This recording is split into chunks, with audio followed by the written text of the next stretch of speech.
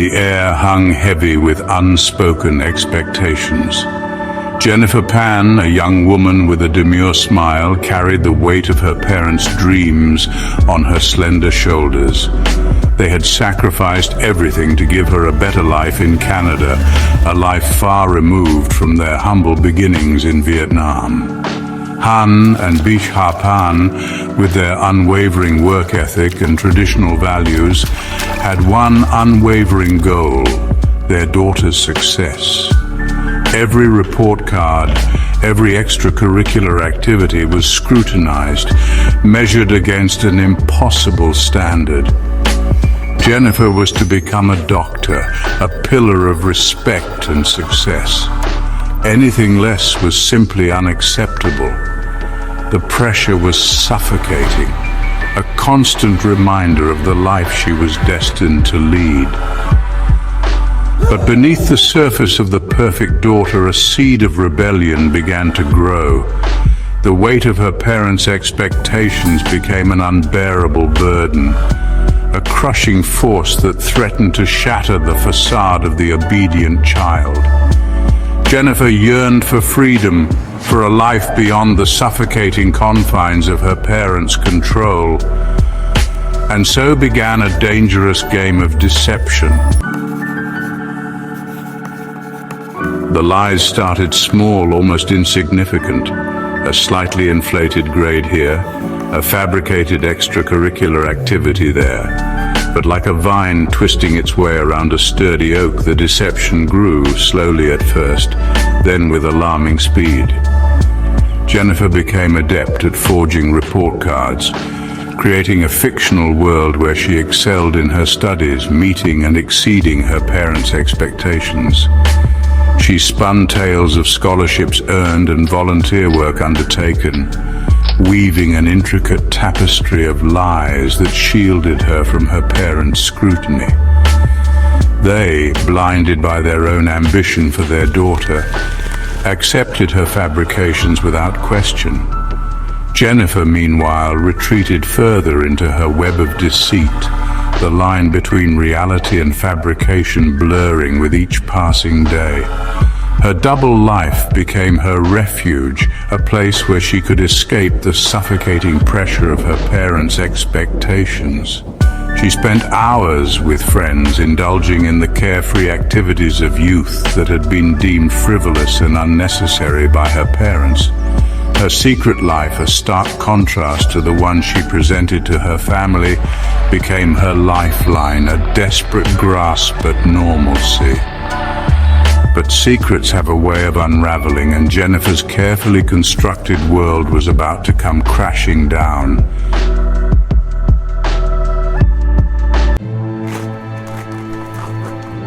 Amidst the lies and deception, Jennifer found solace in an unexpected place: love. Daniel Wong, with his easy smile and carefree demeanor, represented everything her parents warned her against. He was a distraction, a threat to their meticulously crafted plans for her future. Their relationship, forbidden and clandestine, became Jennifer's sanctuary, a haven from the relentless pressure of her double life. Daniel, unaware of the extent of Jennifer's deception, saw in her a quiet, studious young woman. He couldn't fathom the turmoil that raged beneath the surface, the desperation that fueled her lies. Jennifer, terrified of her parents' disapproval, kept him hidden from their world, their relationship, a whispered secret shared in stolen moments.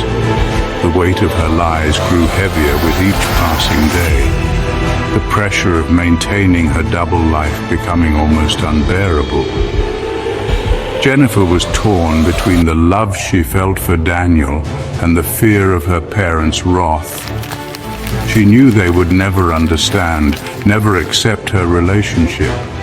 And so she clung to her secret, a fragile hope in a world that seemed determined to crush her spirit.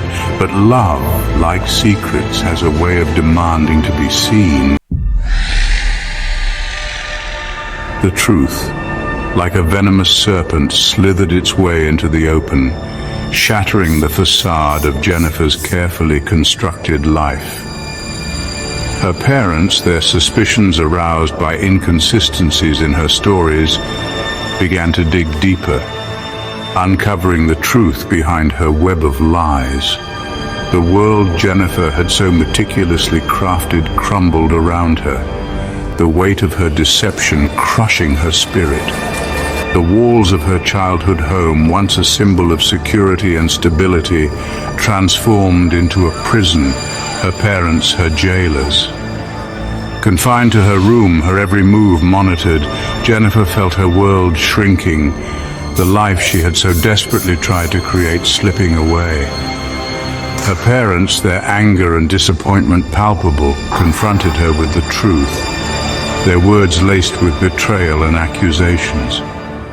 The shame was unbearable, a heavy cloak that threatened to suffocate her. Jennifer, stripped of her lies, was exposed for who she truly was, a scared, desperate young woman, trapped in a web of her own making. Her parents, their dreams for their daughter shattered, struggled to reconcile the child they thought they knew with the stranger before them. The once unbreakable bond between them lay fractured, irreparable. Jennifer, her spirit broken, saw only one way out of her desperate situation, a chilling solution that would have devastated. Section 5. A desperate plan. Fear, like a venomous serpent, coiled itself around Jennifer's heart, squeezing the air from her lungs.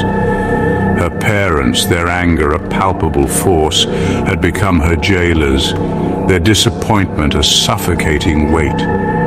She had to escape, had to break free from the suffocating control that threatened to consume her. But how? The answer, whispered by desperation, was a chilling one. Jennifer, her mind a maelstrom of fear and desperation, reached out to the one person she believed could help her, Daniel. But Daniel, horrified by the thought of harming her parents, refused. Jennifer, however, was beyond reason. She became fixated on a plan, a terrifying solution that would forever alter the course of their lives.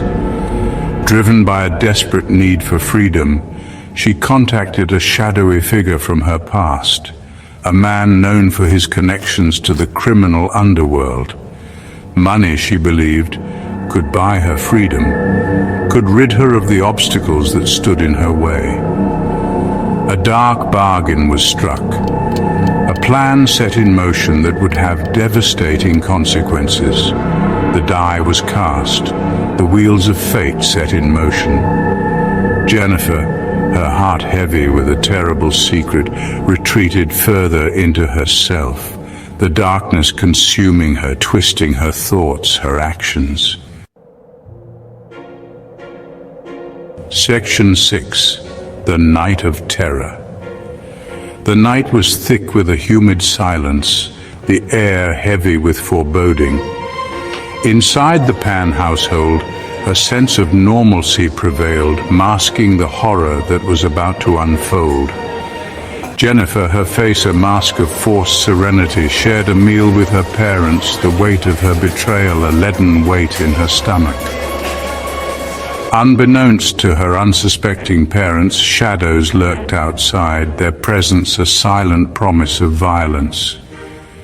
Jennifer, her heart pounding against her ribs, excused herself, her movements betraying her growing anxiety.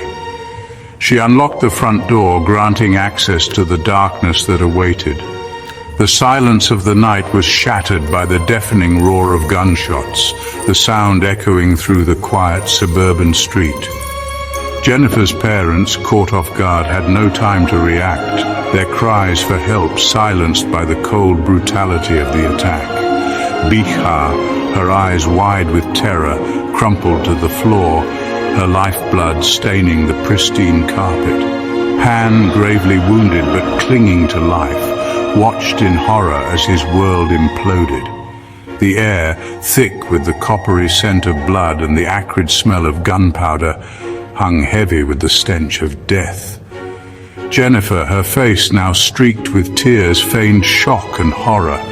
Her cries for help a chilling counterpoint to the carnage unfolding around. Section 7. A Daughter's Deception. The flashing lights of emergency vehicles pierced the darkness, casting an eerie glow over the scene of unimaginable violence. Jennifer, wrapped in a blanket, her face a picture of grief and shock, recounted the events of the night to the arriving police officers, her voice trembling with feigned terror. She was the sole survivor, she claimed, the victim of a horrific home invasion. But beneath the surface of her carefully constructed facade, cracks began to appear. Her story, riddled with inconsistencies, raised red flags for the seasoned investigators. Her demeanor, too calm, too collected for someone who had just witnessed such brutality, aroused suspicion. The police, their instincts honed by years of dealing with deceit and violence, sensed that something wasn't right. Jennifer, under the weight of their scrutiny, began to unravel. Her carefully constructed lies crumbling like a house of cards. She clung to her story, her voice growing more insistent, her denials more frantic. But the truth, like a persistent whisper, refused to be silenced. The police, their suspicions growing, dug deeper, their investigation uncovering a web of lies and deceit that extended far beyond the walls of the Pan household.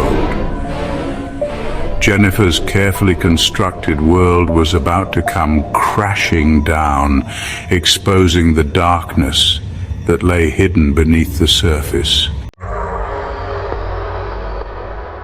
Section 8. Unraveling the Truth.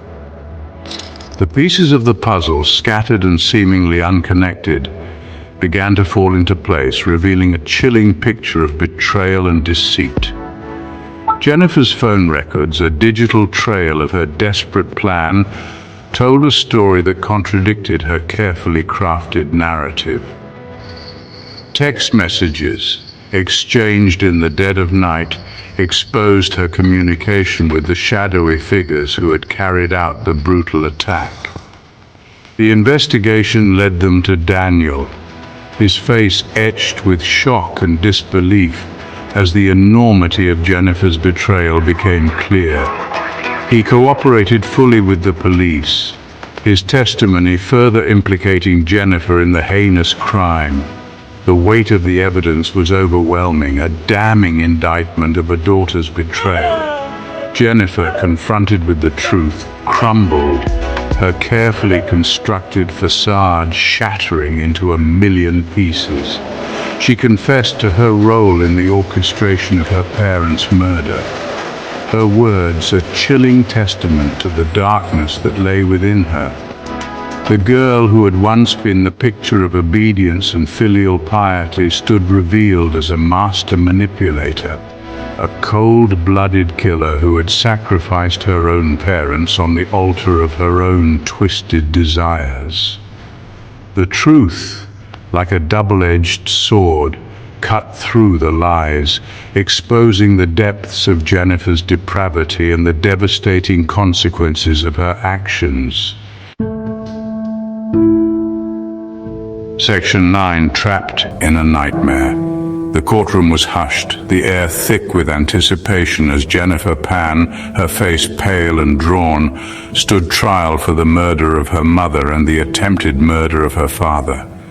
The evidence against her was overwhelming, a tapestry of lies, deceit, and cold-blooded premeditation. The jury, their faces grim, listened intently as the prosecution presented its case, painting a chilling portrait of a young woman driven to unimaginable lengths to escape the confines of her life. Jennifer's defense team argued that she was a victim of her upbringing, a product of her parents' suffocating control and unrealistic expectations.